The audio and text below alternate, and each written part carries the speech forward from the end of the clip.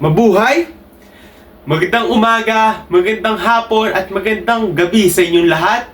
Ako nga pala si Carl Joshua C. Pineda na nagmula sa BSIHM Loka 1-1. Ngayong araw ay aking ibabahagi uli ang aking mga karanasan dito sa aking podcast na nagngangalang Joshua Cruise Line Podcast. Kung bago ka pa lang sa aking podcast channel, maaaring mag-follow at mag-subscribe upang magkaroon ng notifikasyon kapag may bagong upload ako dito sa aking channel. Sa mga bago pa lang dyan, ako yung muna magpapakilala. Ako nga pala ulit si Carl Joshua C. Pineda, nag-aaral sa programang BSIHM o Hospitality Management na may particular sa cruise line operations in culinary arts. Ako'y nasa unang taon pa lamang ng kolehiyo, kaya ako'y totoy pa kung tatawagin sa kolehiyo o sa college school.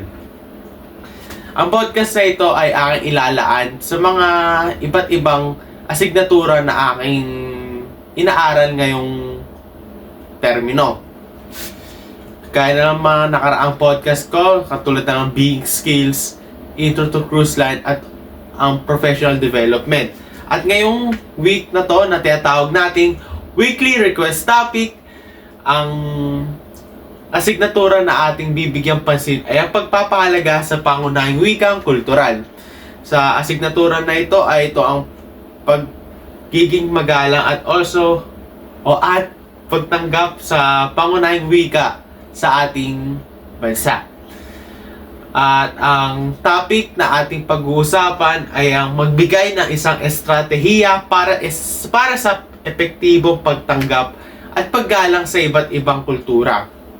Bago ko ibigay ang aking salobin patungkol rito, ating munang bigyan o umpisahan ang podcast na ito sa aking mga kaalaman at karanasan sa topic na ito.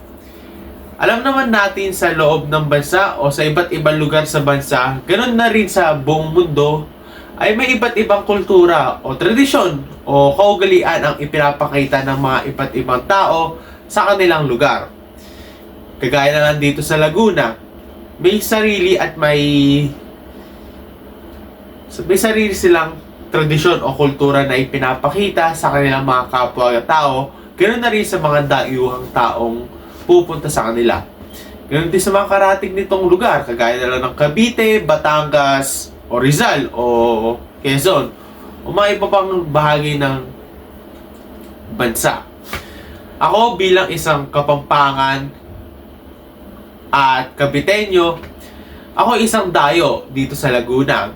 Kung kaya't ang aking mga kultura at mga tradisyon o kaugalian na nalalaman ay patungkol lamang sa Pampanga at Cavite. Nung ako'y dumayo o nanirahan dito sa Laguna, syempre kailangan kong mag-adjust o ipakita ang paggalang at pagtanggap ng kultura sa Laguna.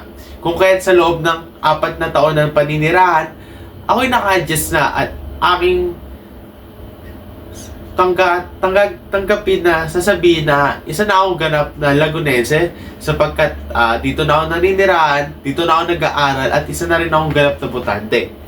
Sa loob na 4 na taon na iyon, may mga estratehiya akong mga ginawa upang matanggap at maging magalang sa kulturang pinibigay ng mga tao sa Laguna.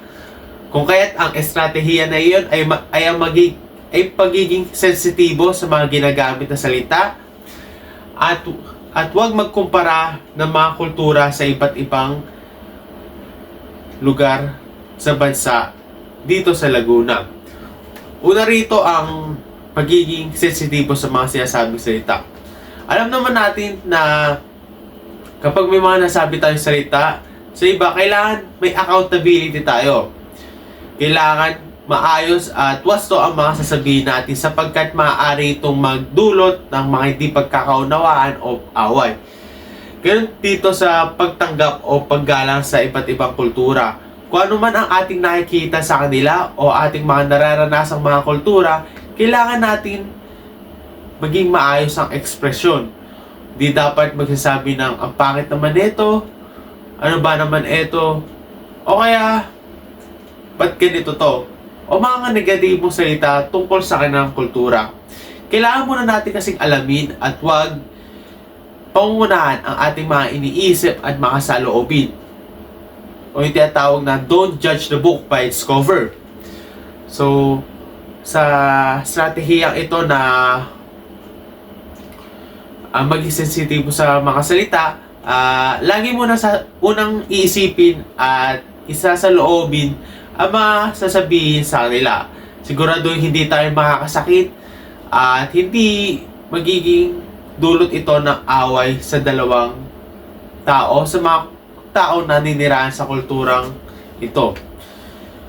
Kaya ang kailangan natin gawin ay mag-research o mangalap ng mga datos na maaari nating i-apply sa ating buhay upang maintindihan at upang maranasan ang kulturang kanilang binibigay.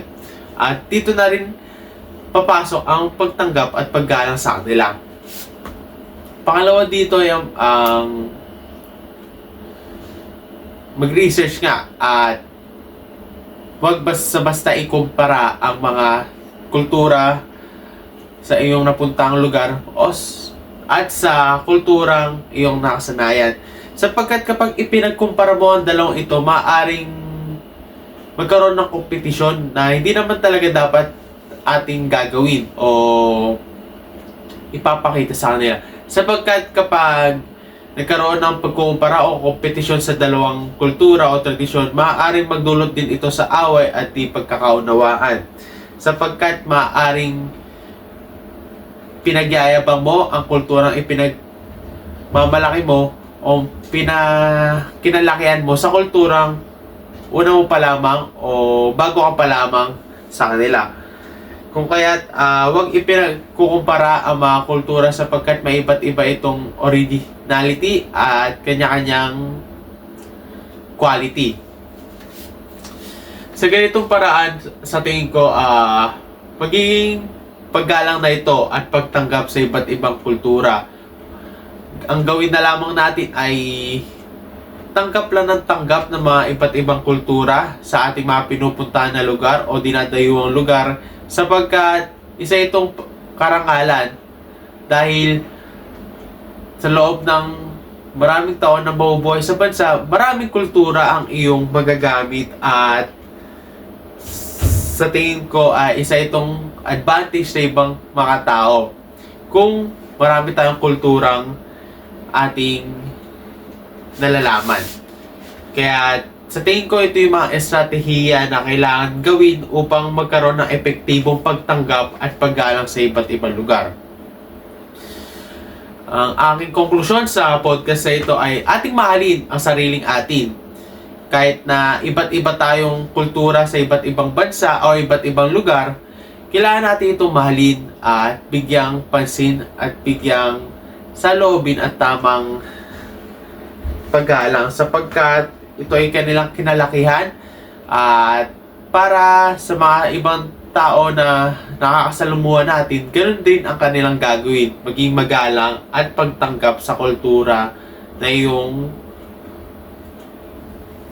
nararanasan sa ngayon. Sapagkat ayaw naman natin na may ibang tao na binabastos ang ating kultura sapagkat hindi ito maganda. Kung kaya ganoon din ang gawin natin sa ibang mga kultura para hindi mangyari na kung ayaw mong gawin sa iyo, wag mong gawin sa iba. Kaya lagi natin galangin at tanggapin ang mga kultura sapagkat ito ang nagre-representa sa ating bilang pagiging makabayan at pagiging magkaisa. Ngayon, dito na nagtatapos ang maikling podcast ko patungkol sa stratehiya para sa epektibong pagtanggap at paggalang sa iba't ibang kultura. Ang aking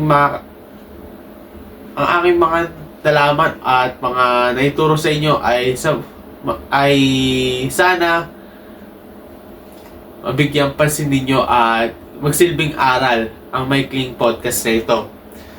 At dito na nagtatapos ang Joshua Cruise Line Podcast for today episode. Maraming salamat sa lahat ng nanood at tagapakinig. Sana ay marami kayong natutunan at magsilbing aral ang aking topic ngayong linggo. Muli, ako si Carl Joshua C. Pineda na nagmula sa BSIHM Loka 1-1. Maraming salamat sa panonood at hanggang sa muli. Paalam!